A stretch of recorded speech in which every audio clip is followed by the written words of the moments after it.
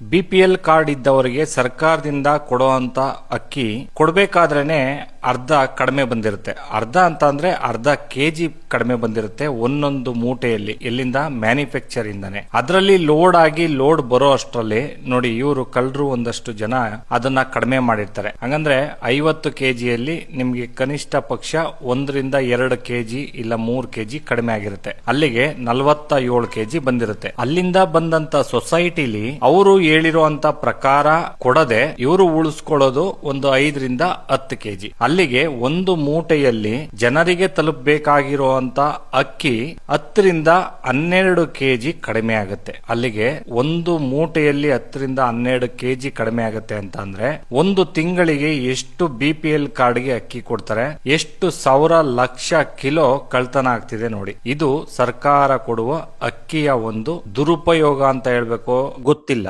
ಕಣ್ಣಿಗೆ ಕಾಣೋ ಹಾಗೆ ಇದೆಲ್ಲ ನಡೆಯುತ್ತೆ, ಆದ್ರೆ ಕಣ್ಣಿನ ಹಿಂದಗಡೆ ಸರ್ಕಾರದಲ್ಲಿ ಕೆಲಸ ಮಾಡೋರೆ ಎಷ್ಟು ಮೂಟೆಗಳ ಲೆಕ್ಕದಲ್ಲೋ ಎಷ್ಟು ಕೆಜಿ ಲೆಕ್ಕದಲ್ಲೋ ಮೋಸ ಆಗುತ್ತೆ ಅಂತ ಇದುವರೆಗೂ ಗೊತ್ತಿಲ್ಲ.